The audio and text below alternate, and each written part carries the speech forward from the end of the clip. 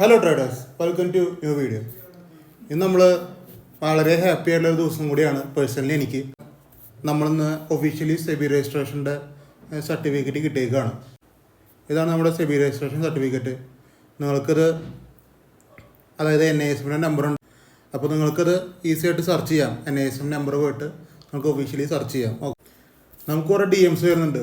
വെറും 8 രൂപത്തിലുള്ള DMs, 2 sub, 3 sub, 10 sub, 15 sub, ഇങ്ങനത്തെ സബ്സ്ക്രൈബേഴ്സ് ഉള്ള ആൾക്കാരുടെ യൂട്യൂബേഴ്സിൻ്റെ DMs വരുന്നുണ്ട്.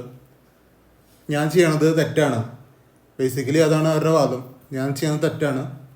പിന്നെ എൻ്റെ കയ്യിൽ ആരും ഇൻവെസ്റ്റ് ചെയ്യരുത്. ഞാൻ തരുന്ന കോഴ്സ് മനസ്സിലായാലും, തരുന്ന കോഴ്സ് പെയ്ഡ് ഗ്രൂപ്പിൽ ഇരിക്കുന്നവർക്കൊക്കെ അറിയാം. ഫ്രീ ഗ്രൂപ്പിൽ നമ്മുടെ പ്രോഫിറ്റ് എടുത്തു തരുന്നവർക്കും മനസ്സിലായാലും. അപ്പോൾ നമ്മൾ തരുന്ന കോഴ്സ് തെറ്റാണ്, എല്ലാവരും ലോസിലാണ്. ഞാൻ എല്ലാവരുടെയും ഈ കോഴ്സ് കൊടുത്ത് പറ്റിക്കുകയാണ്. ഇതൊക്കെയാണ് അവരുടെ വാദങ്ങൾ. ഞാൻ അതിന് വലിയ കാര്യമായിട്ടൊന്നും റിപ്ലൈസ് കൊടുത്തിട്ടില്ല.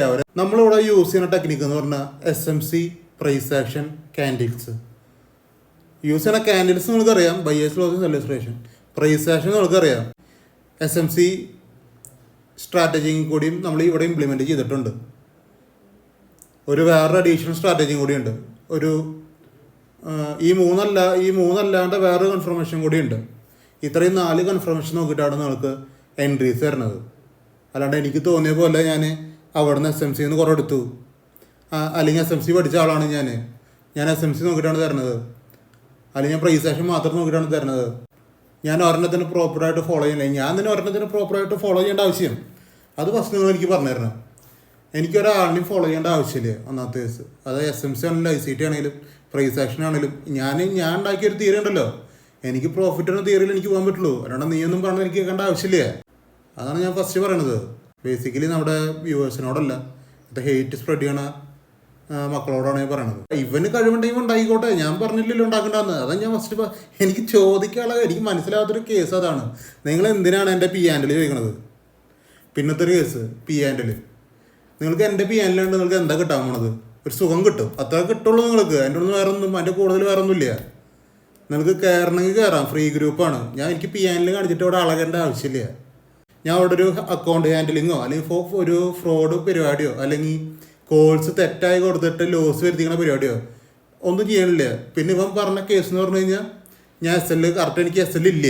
അത് ഒന്നാമത്തെ കേസ്, SL ഇല്ല, ടാർഗറ്റ് ഇല്ല, ബൈങ് എൻട്രി ചെയ്യേണ്ട ആ പ്രൈസ് എവിടെ നിന്നാണ് കറക്റ്റ് എൻട്രി എന്ന് ഇല്ല. അത് ഇവനെങ്ങനെ മനസ്സിലാവാനാണ്? ഇവൻ എന്ന് പറഞ്ഞു കഴിഞ്ഞാൽ ആ ഒരു കൂട്ടത്തിനെ തന്നെയാണ് പറയണത്. മനസ്സിലായി? അങ്ങനത്തെ ഒരു ടീമിനെങ്ങനെ മനസ്സിലാവാനാ?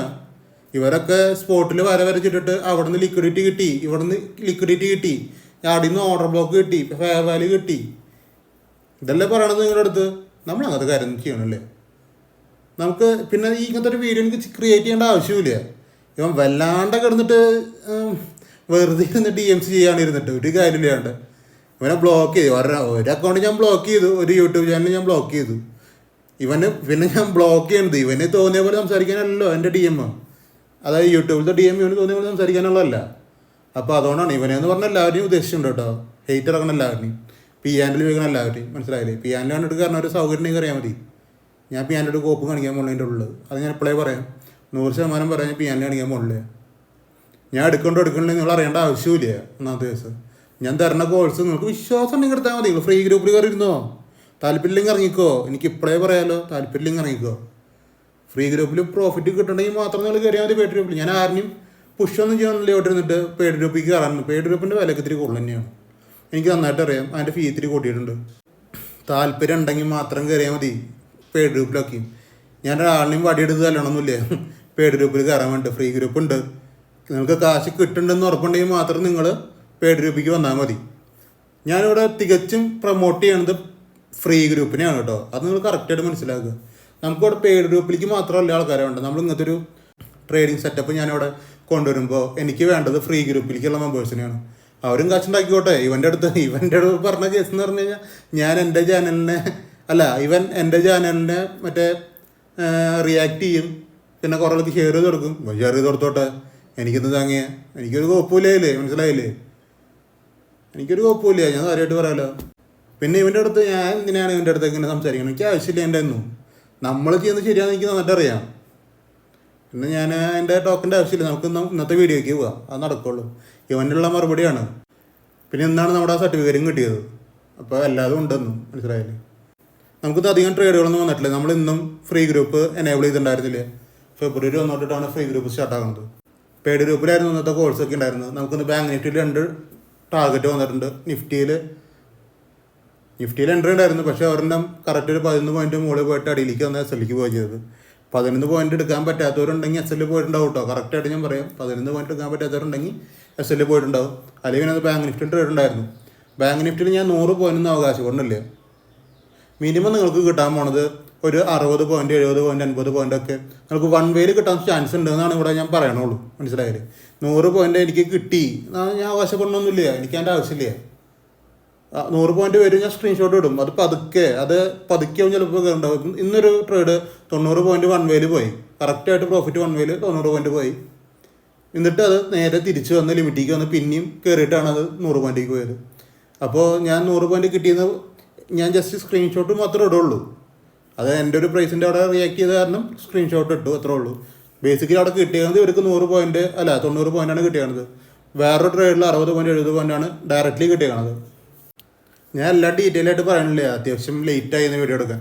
അപ്പോൾ നമുക്ക് പെട്ടെന്ന് ഇവിടെ നിന്ന് പറഞ്ഞ് പോകാം കേട്ടോ. നമ്മുടെ പേര് ഗ്രൂപ്പിലിരിക്കുന്ന ആൾക്കാർക്ക് പെട്ടെന്ന് ഇവിടെ നിന്ന് ക്യാച്ച് ചെയ്യാൻ പറ്റും. അതുകൊണ്ടാണ് ഞാൻ പെട്ടെന്ന് പറഞ്ഞുകൊണ്ട്. അല്ലാത്തവർക്ക് മനസ്സിലാവണമെങ്കിൽ നിങ്ങൾ ഫ്രീ ഗ്രൂപ്പിൽ കയറിയിരിക്കും, നമുക്ക് ട്രേഡ് കാണുമ്പോൾ നമുക്ക് മനസ്സിലാവും, അത്രേ ഉള്ളൂ. അത്യാവശ്യം സ്ട്രൈക്കുകളൊക്കെ ഞാൻ കൊടുത്തിട്ടുണ്ടായിരുന്നു. പിന്നെ രാവിലെ തന്നെ ഒരു ട്രേഡ് നമുക്ക് നിഫ്റ്റിയിൽ ആക്റ്റീവ് ആയിട്ടുണ്ടായിരുന്നു. പക്ഷേ എന്ന് വെച്ച് കഴിഞ്ഞാൽ അത് ഒരു 20 നമുക്ക് എടുക്കുക, ഒരു 6 പോയിന്റ് വ്യത്യാസത്തിന് ഞാൻ എടുത്തില്ല എന്നുള്ളതാണ് സത്യം. മനസ്സിലായില്ലേ. 6 പോയിന്റ് വ്യത്യാസത്തിന് എല്ലാവരും കിട്ടും. പക്ഷേ എന്ന് വെച്ചാൽ ഞാനത് ആക്റ്റീവ് ആയെന്ന് കൊണ്ടായിരുന്നു. പക്ഷേ 6 പോയിന്റ് എടുത്തിട്ട് ഒരു 20-21 പോയിന്റ് മുകളിലേക്ക് പോയിട്ടുമുണ്ട്. പക്ഷേ ഞാൻ എവിടെയും ആക്റ്റീവ് മറ്റേ 1:1 അതൊന്നും പറഞ്ഞിട്ടില്ല. അത് ഞാൻ വിട്ട ട്രേഡാണ്. മനസ്സിലായില്ലേ. നമുക്ക് ആ ട്രേഡിലേക്ക് ഒന്ന് പോവാം. ഇതാണ് ട്രേഡ് 22,850C. നമുക്ക് കാണാം ഞാൻ കൊടുത്ത ലെവൽ ഏതാണെന്നോ നിങ്ങൾ ഫസ്റ്റ് നോക്കുക. 182.15 പറഞ്ഞ പ്രൈസ്. അവിടെ സെല്ലേഴ്സ് റേഷ്യോ വന്നത് എവിടെയാണ് നോക്കുക, 192-ലാണ്. പിന്നെ ക്യാൻഡിൽ അത്യാവശ്യം അടിയിലേക്ക് വന്നിട്ടുണ്ട് 159ലേക്ക്. ഞാൻ മേടിക്കാൻ പറഞ്ഞ പ്രൈസ് 152ആണ്. 159 നമുക്ക് മേടിക്കാം. അപ്പോൾ എന്ന് പറഞ്ഞാൽ അവിടെ ഒരു വ്യത്യാസമുണ്ട്, 6-7 പോയിൻറ്റിൻ്റെ. അപ്പോൾ അതുകൊണ്ടാണ് പിന്നെ ഞാൻ പുഷ് ചെയ്യാണ്ടിരുന്ന ഗ്രൂപ്പിൽ. ഞാൻ ആക്റ്റീവ് എന്ന് പറഞ്ഞിട്ടുണ്ട്, പക്ഷേ ഞാൻ 10 പോയിന്റ് തന്നെയാണ് സെല്ലും. പക്ഷേ എന്ന് വെച്ച് കഴിഞ്ഞാൽ അത് അങ്ങനെ ആയിക്കോട്ടെ, കുഴപ്പമില്ല. നമുക്കത് 20 പോയിന്റ് വന്നിട്ടുണ്ട്. ഞാൻ പറയണില്ല, പക്ഷെ അത് കാണിച്ചെന്നു മാത്രം. ഞാൻ ഗ്രൂപ്പിലൊന്നും ഇതിലൊന്നും ഇട്ടിട്ടില്ല എവിടെയും. 1:1 ആയി 1:2 ആയെന്നൊന്നും ഇട്ടിട്ടില്ല. പിന്നെ നമുക്ക് ആക്റ്റീവ് ആണ്ടായിരുന്നു 491 35 പ്രൈസിൽ 48,600C ആണ്. 48,600C നമുക്ക് 2 ടാർഗറ്റാണ് വന്നത്. രണ്ടും ഇപ്പോൾ തന്നെ പറഞ്ഞു പോകാട്ടോ. എല്ലാവരും മുൻകൂട്ടി കൊടുത്ത പ്രൈസാണ്. നിങ്ങൾ അങ്ങനെ മനസ്സിലാക്കുക. അല്ലാണ്ട് ഞാൻ മാർക്കറ്റ് ഓടിക്കാണ്ട് കയറുന്ന പ്രൈസുകളൊന്നും നല്ലതൊന്നും. ഇവിടെ ബൈയേഴ്സ് ലോസ് ചെയ്തു, സെല്ലേഴ്സിൻ്റെ മുകളിൽ ക്ലോസ് ചെയ്തു. കറക്റ്റ് ലിമിറ്റ് ഓർഡറിന് കിട്ടും, അല്ലെങ്കിൽ ഇത്തിരി അടിയിൽ നിന്ന് കിട്ടും. കറക്റ്റായിട്ട് കണ്ടീഷൻ മനസ്സിലാക്കുക. ഞാൻ പറഞ്ഞ പ്രൈസ് 493.35 അപ്പോൾ നിങ്ങൾക്ക് ഇവിടെ സെല്ലേഴ്സ് റേഷൻ കിട്ടി, ലിമിറ്റ് ഓർഡറിന് കിട്ടും. അല്ലെങ്കിൽ കുറച്ച് അടിയിലേക്ക് വന്നാലും വെയിറ്റ് ചെയ്യാം, അവിടെ നിന്ന് എടുക്കാനും ഞാൻ പറയാറുണ്ട് ഇപ്പോൾ. അപ്പോൾ അങ്ങനെ എടുത്തവരുണ്ടാവും. അപ്പോൾ ലിമിറ്റിൽ നിന്ന് എടുത്ത ആൾക്കാരാണെങ്കിലും ഇത്തിരി അടിയിൽ നിന്ന് എടുത്ത ആൾക്കാരാണെങ്കിലും SL പ്രൊട്ടക്റ്റഡ് തന്നെയാണ്. പിന്നെ അത് വൺ വേയിൽ തന്നെ നമുക്ക് കാണാം ഒരു 565 വരെ പോയിട്ടുണ്ട്. അത് നല്ലൊരു പ്രോഫിറ്റ് തന്നെയാണ്. ഒരു 50-60 പോയിന്റ് അവിടെ മൂവ്മെൻ്റ് ഉണ്ട്, അവിടെ വിറ്റവരുണ്ടാവാം. മനസ്സിലായില്ലേ. പിന്നെ തിരിച്ച് വന്നിട്ട് പിന്നെയും അഥവാ ഹോൾഡ് ചെയ്തിരിക്കുന്നവർക്ക് പ്രശ്നമൊന്നുമില്ല, അത് ഫുൾ ടാർഗറ്റിലേക്ക് പിന്നെ പോയിട്ടുണ്ട്. മാർക്കറ്റ് സിറ്റുവേഷനാണ്, എല്ലാവരും ചിലപ്പോൾ ഹോൾഡ് ചെയ്യണമെന്നുള്ള നിർബന്ധമൊന്നുമില്ല. മനസ്സിലായില്ലേ. അങ്ങനെ ഹോൾഡ് ചെയ്തിട്ട് പ്രോഫിറ്റ് എടുക്കുന്നവർ ഭയങ്കര കുറവായിരിക്കും. എല്ലാവരും അത്യാവശ്യം പ്രോഫിറ്റ് വന്ന് വെക്കുന്നവർ തന്നെയായിരിക്കും, എനിക്ക് നന്നായിട്ട് അറിയാം. അപ്പോൾ അത് നിങ്ങളുടെ ഇഷ്ടത്തിന് ചെയ്യാം കേട്ടോ. ഞാൻ ആരും ഇവിടെ തടഞ്ഞൊന്നും വെക്കണില്ല. നിങ്ങൾ വിൽക്കരുത്, ഇത്ര പോയിന്റ് ആകുമ്പോൾ എടുത്താൽ മതി, അങ്ങനത്തെ സീനുകളൊന്നുമില്ല. നിങ്ങൾക്ക് അത്യാവശ്യം SLൻ്റെ കൂടുതൽ പ്രോഫിറ്റ് വേണ്ടി നിങ്ങൾക്ക് വിൽക്കാം, അത് നിങ്ങളുടെ യുക്തിയാണ് കേട്ടോ. കറക്റ്റ് പ്രോഫിറ്റ് എടുത്ത് പോകുന്നവർക്ക് എടുത്ത് പോവാം, അതും നിങ്ങളുടെ യുക്തിയാണ്. പിന്നത്തെ ഒരു എൻട്രി ഉണ്ടായിരുന്നത് 600-ലാണ്. കറക്റ്റ് 600ആണ് അതിൻ്റെ പ്രൈസ്. അവിടെ നോക്കുക, ബൈയേഴ്സ് ഇവിടെ ക്ലോസ് ചെയ്തു, പിന്നെ സെല്ലേഴ്സ് ഇവിടെയാണ് ക്ലോസ് ചെയ്യണത്. പിന്നെ ഇത് കറക്റ്റ് ഇത്തിരി അടിയിലേക്ക് വന്നിട്ടുണ്ട്. ഈ ക്യാനിൽ തന്നെ ഒരു 604ലേക്ക് വന്നിട്ടുണ്ട്, അവിടെ ബൈ എടുക്കാം. അവിടെ നിന്ന് നേരിട്ട് 90 പോയിന്റ് മുകളിലേക്ക് പോയിട്ട് ഈ 3-4 ക്യാൻഡലിൻ്റെ അടിയിലേക്ക് പിന്നെ ലിമിറ്റിൽ വന്നു. പിന്നെ അത് പോയിട്ട് പിന്നെയാണത് പോയിട്ട് ഒരു ടാർഗറ്റിലേക്ക് പിന്നെയും പോയിക്കണത്. മനസ്സിലായില്ലേ. ഇങ്ങനത്തെ 2 ടാർഗറ്റാണ് വന്നേക്കണത്. ഞാൻ എല്ലാ ട്രേഡുകളൊന്നും എടുത്ത് കാണിക്കണില്ല. നിഫ്റ്റിയിൽ ഒരു ട്രേഡും കൂടി ഞാൻ ഫസ്റ്റ് പറഞ്ഞില്ലേ, ഒരു 10 പോയിന്റ് പോയിട്ട് പിന്നെ 10 പോയിന്റ് അടിക്കുന്നു, അതുമുണ്ട്. അപ്പോൾ ഈ 4 ട്രേഡ് നമുക്കൊന്നും ഉണ്ടായിട്ടുള്ളൂ. പിന്നെ കിട്ടാതെ പോയിട്ടുള്ള ലെവൽസിലും എൻട്രികളുണ്ട്. ഇപ്പോൾ ഈ സംഭവം കണ്ടല്ലേ 433, അവിടെ എങ്ങനെ പെർഫോമൻസ് ചെയ്താൽ നിങ്ങൾ നോക്കുക. ഫസ്റ്റ് 433 2-3 ക്യാൻഡിൽ തന്നെ 493 പോയി. പിന്നെ സെല്ലേഴ്സ് റിജക്ഷൻ അതിൻ്റെ മുകളിൽ കിട്ടിയിട്ടാണ് ഈ എൻട്രി കിട്ടിയത്. നമുക്ക് ഇവിടുന്ന് എൻട്രി 433 കിട്ടുകയാണെങ്കിൽ ഇതൊരു 150 മൂവ്മെൻ്റ് ഒക്കെ കൂടെ കിട്ടും. അപ്പോൾ അങ്ങനെ മിസ്സായ എൻട്രികളും ഉണ്ട്. അത് എല്ലാ ദിവസവും ഉണ്ടാവാറുണ്ട്. ഈ ഒരു ദിവസം മാത്രമല്ല, എല്ലാ ദിവസവും നമുക്ക് അങ്ങനെ കിട്ടാറുണ്ട് പണി. അപ്പോൾ ഇത്രയും ട്രേഡുകളായിരുന്നു നമുക്ക് പെയ്ഡ് ഗ്രൂപ്പിലുണ്ടായിരുന്നത്. ഇതാണ് നമ്മുടെ പെയ്ഡ് ഗ്രൂപ്പ്. എല്ലാം നമ്മൾ അപ് ടു ഡേറ്റ് ആയിട്ട് ഞാൻ അപ്ഡേറ്റ് ചെയ്യുന്നുണ്ട് പെയ്ഡ് ഗ്രൂപ്പിൽ. ഒരു ഡിലേ ഇല്ല, എല്ലാവർക്കും എടുക്കാൻ പറ്റും. മനസ്സിലായില്ലേ? എല്ലാ പ്രൈസും ഒരാൾക്കും ചാടി കയറി പോകേണ്ട കാര്യമില്ല. നമ്മുടെ കണ്ടീഷൻ ആക്റ്റീവായി ഇത്തിരി ഡിമാൻഡും ഡിസ്കൗണ്ട് പ്രൈസൊക്കെ കിട്ടണ സമയത്ത് നിങ്ങൾ എൻട്രി എടുത്താൽ മതി. ഇത്തിരി പ്രോബബിലിറ്റിയാണ്. എല്ലാ ദിവസവും ഞാൻ പറഞ്ഞത് വെറുപ്പിക്കണില്ല. എല്ലാ ദിവസവും പറഞ്ഞ കാര്യം തന്നെയുള്ളൂ എനിക്കെന്നും പറയാനുള്ളത്. അപ്പോൾ ഇതാണ് നമ്മുടെ ഫ്രീ ഗ്രൂപ്പ്. താല്പര്യമുള്ളവർക്ക് ഫ്രീ ഗ്രൂപ്പിൽ കയറാം. ഞാൻ ഫ്രീ ഗ്രൂപ്പിൽ കയറാനാണ് നിങ്ങളെ പുഷ് ചെയ്യണത്, പെയ്ഡ് ഗ്രൂപ്പിൽ കയറാനില്ല. ഫ്രീ ഗ്രൂപ്പിൽ നിങ്ങൾ കംഫർട്ടബിളായി പ്രോഫിറ്റ് കിട്ടുന്നുണ്ടെന്ന് ഉറപ്പുണ്ടെങ്കിൽ മാത്രം നിങ്ങൾ പെയ്ഡ് ഗ്രൂപ്പിലേക്ക് വന്നാൽ മതി. ഞാനൊരാളിനെയും പുഷ് ചെയ്യണില്ല പെയ്ഡ് ഗ്രൂപ്പിലേക്ക് കയറാനും. മനസ്സിലായില്ലേ? എൻ്റെ ട്രേഡിംഗ് സെറ്റപ്പ് നിങ്ങൾക്ക് ഓക്കെ ആണെങ്കിൽ മാത്രം നിങ്ങൾ പെയ്ഡ് ഗ്രൂപ്പിൽ കണ്ടിന്യൂ ചെയ്താലും മതി, ഒരു പ്രശ്നവുമില്ല. എനിക്ക് ഇവിടെ ഒരാളിനെയും പറ്റിക്കേണ്ട ആവശ്യമില്ല, ഒരാൾക്ക് ലോസ് ഉണ്ടാക്കി കൊടുക്കേണ്ട ആവശ്യമില്ല. പിന്നെ എൻ്റെ സ്ട്രാറ്റജിയാണ് വലുതെന്ന് ഞാൻ പറഞ്ഞിട്ടില്ലേ. പിന്നെ എന്താ പറഞ്ഞതെന്ന് വെച്ച് കഴിഞ്ഞാൽ റിവേഴ്സ് എന്ന് പറഞ്ഞതാണ് എനിക്ക് ആ ഫസ്റ്റ് കിട്ടണമെന്നാണ്. ഞാനങ്ങനെ പറഞ്ഞിട്ടുണ്ട്, ഇല്ല ഞാൻ പറയാനൊന്നുമില്ല. ഞാൻ അങ്ങനെ പറഞ്ഞിട്ടൊക്കെ ഉണ്ട് വീഡിയോയിൽ. നമ്മൾ പെട്ടെന്ന് റിവേഴ്സ് കണ്ടുപിടിച്ച് തിരിച്ച് കയറി പെട്ടെന്ന് പ്രോഫിറ്റ് കിട്ടി, അതൊക്കെ ഞാൻ പറഞ്ഞിട്ടുണ്ട്. അതിപ്പോൾ എനിക്ക് പറഞ്ഞുകൂടെ? എനിക്കത് മനസ്സിലാവാത്ത ഇവരൊക്കെ സൈക്കോകളാണോ എനിക്കറിയില്ലേ, സത്യം പറയാലോ. അപ്പോൾ അത്രയൊക്കെ ഇന്നത്തെ വീഡിയോ ഇഷ്ടപ്പെട്ടു കഴിഞ്ഞാൽ യൂട്യൂബ് ചാനൽ സബ്സ്ക്രൈബ് ചെയ്യുക, ലൈക്ക് ചെയ്യുക, ഷെയർ ചെയ്യുക. പിന്നെ ഇൻസ്റ്റാഗ്രാം ഉണ്ട്, ഒന്ന് ഫോളോ ചെയ്ത് വെച്ചേക്കുക. പിന്നെ അപ്സ്റ്റോക്കിലും ഡെൽറ്റ എക്സ്ചേഞ്ച് എന്തെങ്കിലും നിങ്ങൾക്ക് അക്കൗണ്ട് എടുക്കാൻ താല്പര്യം ഉണ്ടെങ്കിൽ അക്കൗണ്ട് എടുക്കുക.